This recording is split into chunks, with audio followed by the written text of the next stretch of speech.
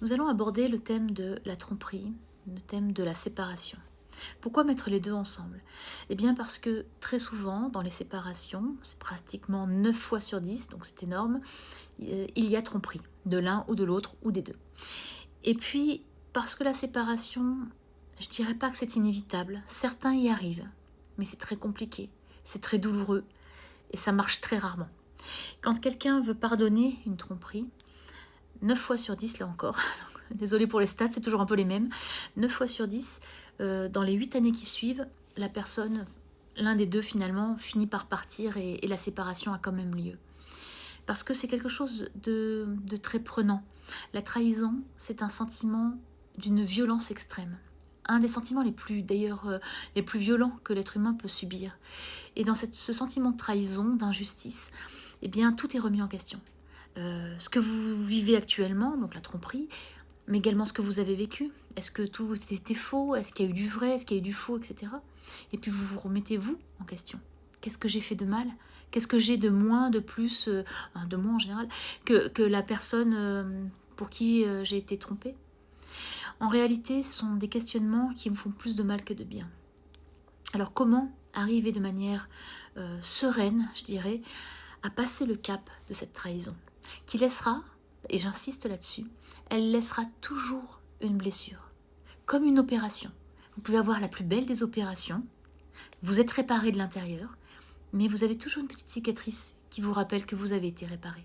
C'est un peu la même chose pour une trahison, parce que oui, vous pouvez très bien après être heureux, épanoui, refaire votre vie, mais ça, c'est quelque chose qui vous poursuivra toute votre vie. Mais à vous de faire en sorte que ce soit une petite cicatrice très belle qui laisse juste un souvenir d'une vie passée, mais qui ne vient pas interférer dans votre nouvelle vie par la douleur, par la gêne, etc., que cette cicatrice peut provoquer. Alors comment faire? Parce que c'est important de comprendre qu'il y a quand même des étapes à franchir. C'est un petit peu comme le deuil. Il y a toujours des étapes. Il y a un sentiment de colère qui peut vous envahir. Vous pouvez être très triste. Vous pouvez être au fond du trou, avoir même des idées morbides parce que vous n'en pouvez plus, parce que c'est insupportable cette douleur. Et puis revenir, avoir envie. Et puis se dire, allez c'est bon, je me bats, j'y retourne. Et puis de nouveau, la colère, l'incompréhension, la douleur, le chagrin, le désespoir. Ça, c'est très humain. Donc déjà, ne vous jetez pas la pierre d'avoir ça un petit peu en cycle ou en boucle. C'est complètement humain d'avoir ce genre de sentiment. Ça veut dire déjà que vous êtes normal. C'est bien, c'est une bonne chose. Ensuite, de manière factuelle, la première chose à retenir, c'est de garder positif ce qu'il a été. Parce que on n'efface pas le passé. Et donc, gardez les choses positives que vous avez vécues. Si vous avez construit quelque chose avec cette personne, si vous avez des enfants avec cette personne, d'autant plus si vous avez des enfants, parce que c'est une belle chose que vous avez eue avec cette personne, et que les enfants, c'est immuable, c'est toute votre vie. Hein. Donc, vous serez un parent toute votre vie. Certes, le couple, lui, peut avoir cédé, mais la parentalité, normalement, elle est censée rester toute une vie. Donc, sur ce point-là, sur ce point de départ, la première chose, c'est de se dire, je garde les choses positives que j'ai vécues. Pour vous-même déjà, pour pas salir votre histoire, mais également pour pas salir l'histoire de vos enfants au passage. Ça, c'est une première chose. La deuxième chose, c'est de vous imposer un rythme de vie. Vous devez schématiser, faire un peu votre to-do list au quotidien. De vous dire, voilà, mon objectif demain, c'est de sortir. Il faut impérativement sortir tous les jours. Ça, c'est une obligation. Vous n'en avez pas envie? Ok, pas de problème, je comprends. Mais allez-y quand même. Vous me remercierez après. Vous sortez. Vous allez minimum 30 minutes tous les jours, vous sortez. Et puis, vous allez vous fixer des objectifs. Alors bien sûr, si vraiment vous êtes dans un désespoir total, si votre premier objectif, c'est de vous dire ben, « moi, je suis en pyjama toute la journée ou en jogging parce que j'en ai ras-le-bol », eh bien, premier objectif de vie, tous les matins, je m'impose ma toilette, douche, lavabo, comme vous voulez, maquillage pour les filles, pourquoi pas, mais je m'habille. Alors, on ne vous demande pas de mettre une tenue de soirée, un costume cravate, non. On vous demande juste de vous lever le matin et de vous imposer un rythme, un rituel. Ritualiser sa vie, c'est vous permettre, pendant que votre cerveau n'est plus apte finalement à faire les choses normales quand tout va bien, eh bien c'est de lui imposer un rythme un petit peu robotisé, je vous l'accorde, parce que vous n'allez peut-être pas le faire parce que vous en avez envie, Mais moi, je vous dis, faites-le parce que vous en avez besoin. Et c'est là toute la différence. Donc, les objectifs de la journée, c'est je m'habille, je prends soin de moi. Le minimum syndical, j'en veux. Voilà, la tête, les cheveux propres, une tenue correcte. Puis, je fais à manger. Alors là encore, on ne repart pas dans une grande cuisine. Même si c'est un steak haché avec des pâtes, peu importe. L'idée, c'est je fais une action pour me nourrir. Je fais une action parce que me nourrir, c'est vivre. Encore une fois, on reste toujours dans la dynamique de permettre au cerveau d'avoir toujours un rythme de vie et quelque chose qui lui est imposé au départ, mais qui va à un moment donné revenir progressivement comme étant quelque chose de naturel. Ensuite, ne cherchez pas à sortir, à picoler avec les copains, etc. C'est le truc le plus débile à faire. Si vous voulez le faire une bonne fois pour toutes, allez-y, allez, mettez-vous à l'envers et puis si ça peut vous libérer la tête. Mais ça n'a jamais aidé personne.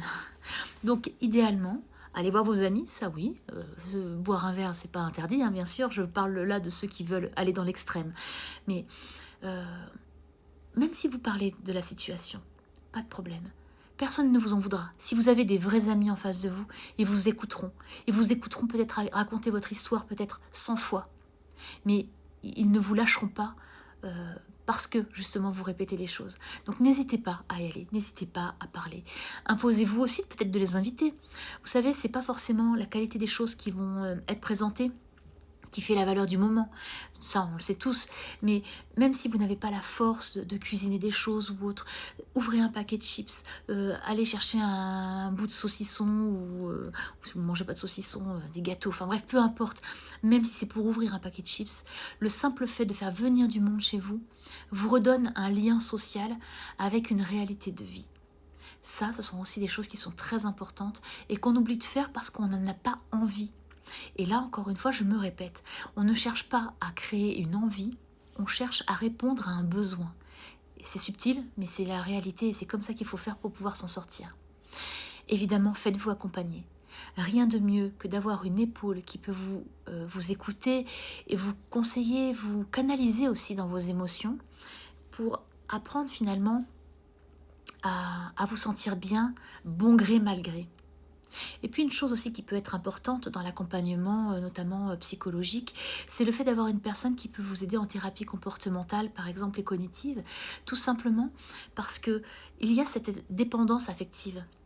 J'ai envie de recoller les morceaux, ou j'ai envie d'être aimée et j'ai pas envie d'être seule. Eh bien oui, vous pouvez ne pas être seule effectivement dans votre vie, mais idéalement, apprenez déjà à l'être pour que après le jour où vous ne l'êtes plus, eh bien ce soit un échange. Vous ne soyez plus dépendant affectivement. Vous savez, l'amour, c'est un peu la cerise sur le gâteau. Vous devez être bien déjà entier vous pour ce que vous êtes, pour qui vous êtes, ce que vous aimez, ce que vous n'aimez pas, etc. Et après, eh bien, voilà, l'amour c'est un supplément. Et là du coup, tout se passe de manière lisse. Et vous allez voir, c'est le genre de relation où il n'y a pas de tromperie parce que justement, il y a cet échange-là. Et il y a l'amitié, presque plus encore que l'amour, qui va redorer cet amour au fil des années. Si vous êtes dépendant de l'amour pour vivre, je peux vous garantir que vous serez malheureux toute votre vie. Donc il faut apprendre à régler certaines choses de sa vie, à se sentir bien en étant soi-même, pour être à même et apte à affronter une nouvelle vie derrière, d'abord seul, et ensuite avec quelqu'un. Là, il n'y a pas de jugement sur la question, sur le futur. Mais c'est primordial, parce que la dépendance affective tue la personne et vous empêche d'être qui vous êtes. Vous ne serez jamais heureux si vous n'apprenez pas à être heureux en étant seul. Donc n'hésitez pas si vous avez des questions, besoin de conseils, je suis là pour vous aider, évidemment, toujours gratuitement, ça c'est important de le souligner.